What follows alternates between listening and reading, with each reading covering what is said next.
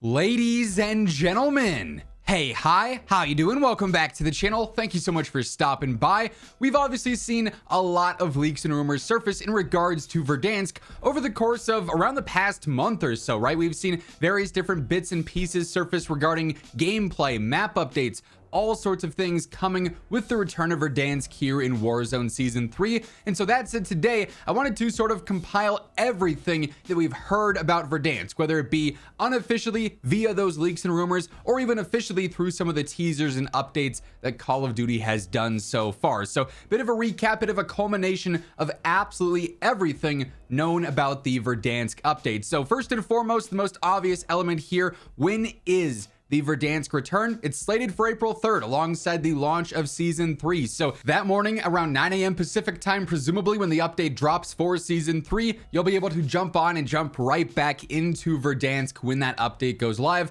alongside, obviously access everything else that Season 3 has to offer. The new zombies map, everything going on with multiplayer across the board there. All the Season 3 stuff will be live at the same time there. But yes, obviously that does include Verdansk. Now, getting into the specifics, like I said, we've seen so many details leaked, but also teased / confirmed from Call of Duty as well in regards to what to expect with Verdansk. So initially here, the version of Verdansk that we're playing, this obviously impacts everything else going on Verdansk when it comes to which version of the map we're playing, since we've obviously seen several different kinds of Verdansk over the course of history, whether it be from Modern Warfare 2019 or from Cold War Warzone. But with this, the return of Verdansk is said to be on the OG version of the map, like the March 2020 version when the game first dropped. However, there will be a few twists. While the general layout will still be the same as that OG version, apparently, there are a few changes. For instance, the train station interior is going to be closed off completely. You won't be able to go inside the train station.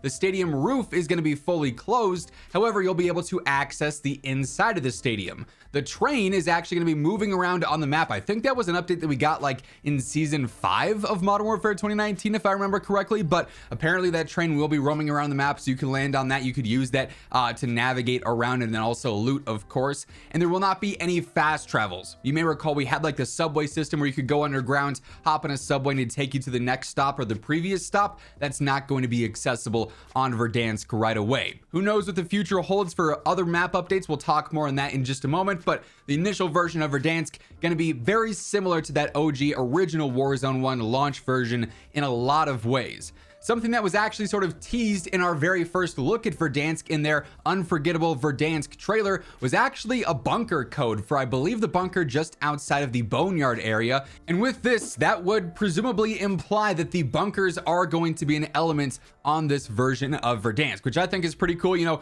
throwing it back to those original Warzone days, trying to figure out all the codes to get into Bunker 11 and get that MP7 blueprint. Obviously, having the details for the other ones, you could jump in, get the loot there right away. I thought that was a really cool element to the map, something I think a lot of the other maps have sort of been missing in the time since. Just adds in a little bit more lore to the map, depth to the map, if you will, and gives you some bonus things to acquire if you know what you're doing, right? So it does seem like the bunkers will be back.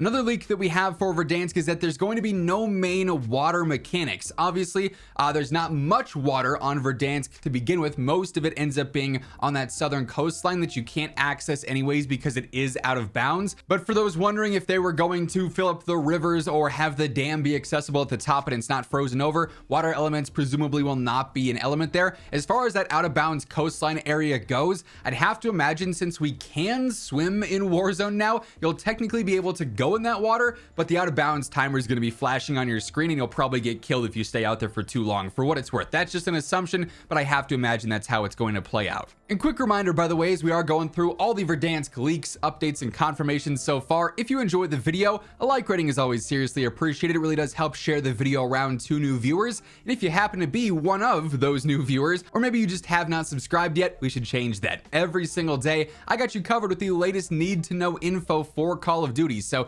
feel free to hit that subscribe button, turn on those post notifications, and help get us one step closer to reaching 1 million subscribers. Anyway, next up, another pretty interesting leak that surfaced is actually in regards to loot within Verdansk. Obviously, throwing it back to Warzone 1, we had floating loot. It certainly had its issues. There were times that it would stack on top of each other. It was almost impossible to grab a satchel in a jumble of loot, right? So they changed away from that with Warzone 2. They made it ground loot, and then they've updated it over time to be easier to access the ground loot. They've spread it out more so it's not stacking on top of each other. However, according to leaks, floating loot is going to be returning with Verdansk, and with the systems that we have in place now where that loot is more spread out, it shouldn't have the same problems that it had back during Warzone 1, which I think is inherently good news. It makes the flow a little bit easier. It's a bit more obvious of what you're trying to pick up. You can clearly see there's the satchel floating there or this ammo stack or whatever else, so that should definitely help out with just the overall fluidity of gameplay, if you will.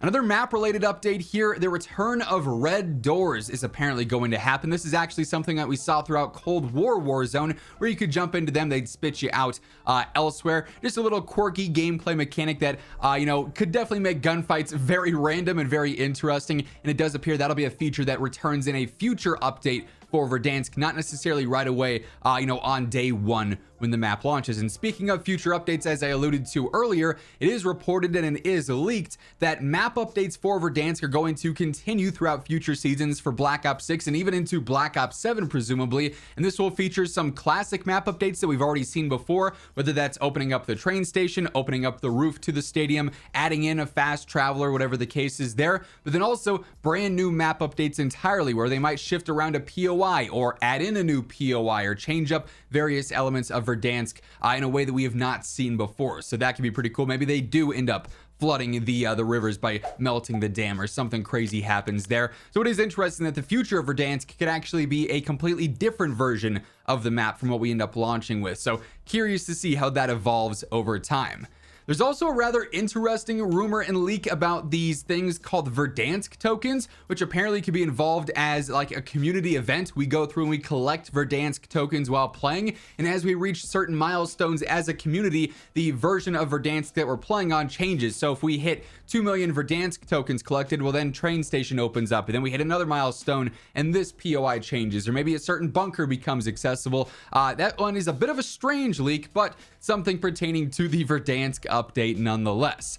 Another good news update, I would say, is the fact that they are going to be reworking vehicles, apparently, according to another leak for this update, to make them more similar to the Warzone 1 vehicle mechanics. This includes the return of the Bertha, presumably, as well. That's another rumor that's out there. But the driving mechanics in current Warzone are just really clunky. They're not very smooth. They're very frustrating at times. The Warzone 1 driving mechanics and vehicle mechanics felt so good, especially when you compare it to modern day. So if we're going back to those original vehicle mechanics, I think that's going to help out a ton with vehicle play in general, just because you'd be more incentivized to drive these cars if they actually felt good when driving and they didn't feel like they were so clunky and just heavy constantly. I don't know how to describe it. It's just weird in current Warzone, and personally I'm not a huge fan, and that seems like that's a pretty shared sentiment across the community as it stands. Beyond just the Warzone and Verdansk gameplay updates though, there are a few other global and universal updates that'll impact Verdansk and then also multiplayer and zombies alike, particularly when it comes to the classic weapon update. With the return of Verdansk, of course, some nostalgic metas from back in the day. You have things like the Kilo, the AMAX, the HDR, all of which were actually teased in that original Verdansk first look trailer that we talked about earlier. So those are all seemingly confirmed for the Verdansk update. The Grau is also a leaked weapon. The Kali sticks were in the files as well. So we could see several classic weapon updates drop, not only just with the launch of Verdansk with things like the Kilo, the HDR, the AMAX, but then also maybe in Season 3 Reloaded, Season 4, so on and so forth. And then lastly here, did want to address the game mode situation, because I have seen a lot of questions and concern about this, because presumably Verdansk is completely replacing Urzikstan according to the reports. This means that game modes like Boot Camp and Plunder, which currently are played on Urzikstan,